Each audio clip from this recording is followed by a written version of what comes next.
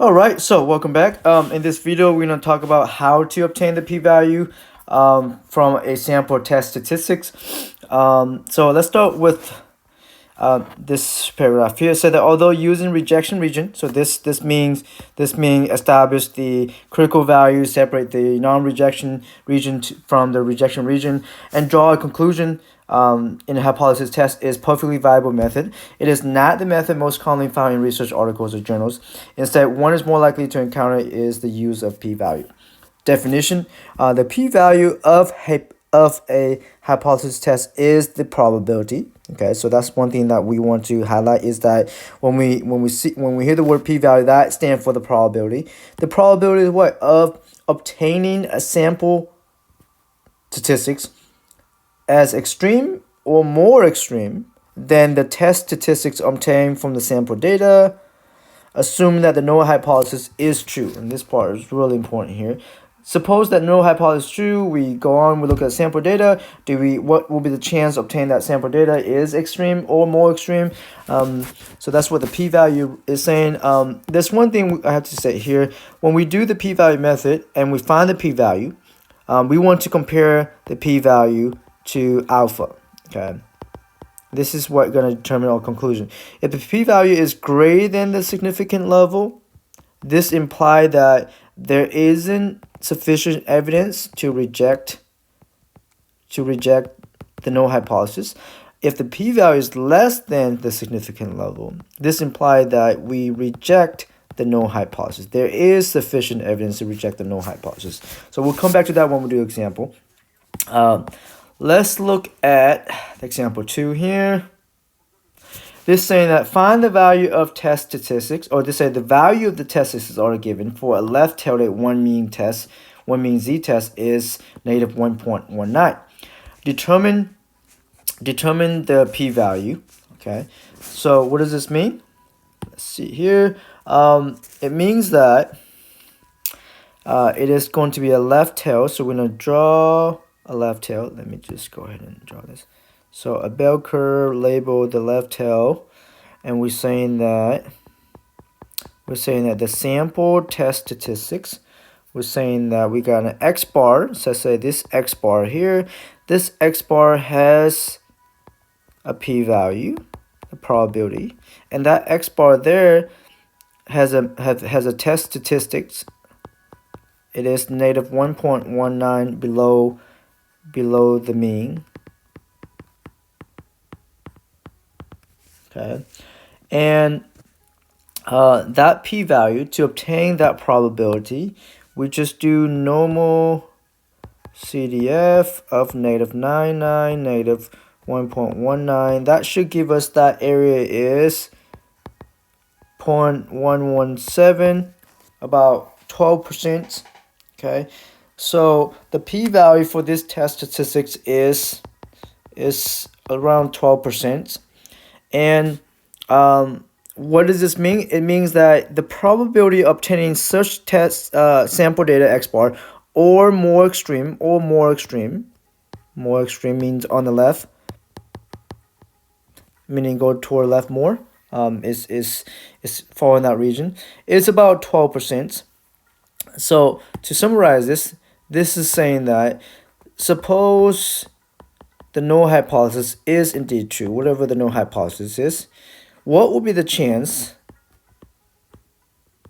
of obtaining, what will be the chance of getting a sample means, or in this case sample mean or sample proportion, so p hat or x bar, or sample proportion. Okay, what will be that chance that is 1.19 below the mean, below the population claim value? Well, the chance is 11.7%. Okay, is that unlikely? Well, we learned that unlikely means event that has 5% or below. So if the null hypothesis is true, we expect to get a sample mean or proportion pretty close to the claimed value and not significant below. If our alpha, well, again, this also depends on alpha as well. Do we have alpha that exceed the 11.5% or below that? So it all depends on alpha before we make a decision. But to really answer the question for this here, it's just asking for the p-value. So this is the p-value here. And the p-value means just the probability of obtaining a sample data from the assumption that the null hypothesis is true. Okay. So that's what the p-value is in this problem. Now I'm gonna answer part B where it's asking us to write the conclusion. Okay. So this is saying that from that p-value, at the 5% significant level. So in this case, it is giving us alpha. Okay, this is saying that do the data provide sufficient evidence to reject the null hypothesis in favor of the alternative hypothesis? Okay, so the way we write the conclusion is this here. So we say that at the 0.05 significant level, this is our alpha. Okay, p-value is 0.117 is greater than 0.05. Okay, so because it's greater than, we'll go back to this here. If it's greater than, we fail reject the null hypothesis. If it's greater than, meaning that this sample mean or proportion is not unlikely to obtain if the null is true, which is sufficient evidence to not reject the null, or there is not enough evidence to reject the null. So we say that we do not have sufficient evidence to reject the null hypothesis in favor of the alternative hypothesis.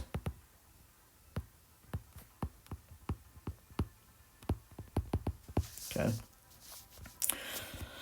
All right, so let's do another one. If our z test statistics is plus or minus negative 1.71, determine the p-value. So this is going to be a two-tailed test. So we're going to draw our bell-shaped curve. Okay. We label the test statistics since two tails, so it's over there. And then these are the test statistics. So you can say these are the z star if you want to here. 1.71, negative 1.71.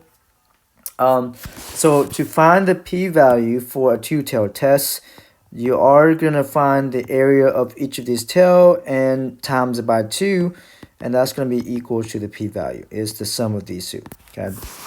So it's going to be 2 times the normal CDF of, let's go ahead and do the one on the left here, this one, negative 99 comma negative 1.71. That's going to give us 2 times 0.0436. That's going to give us p-value 0.087. So that's the p-value. Okay. All right. So that's going to be equal to both of those areas. Okay. So now we're going to compare that to the significant level. Okay.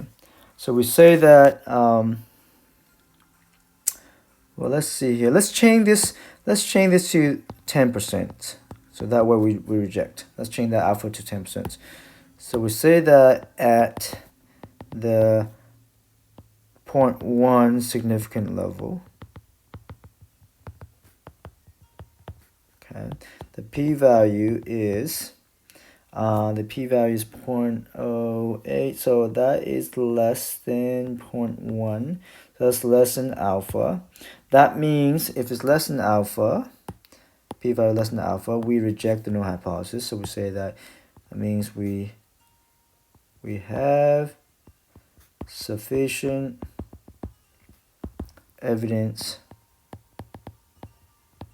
to reject the null hypothesis hypothesis and favor the alternative hypothesis. Okay. All right. So we reject the null hypothesis and we favor the alternative hypothesis if the p-value is less than alpha. Okay.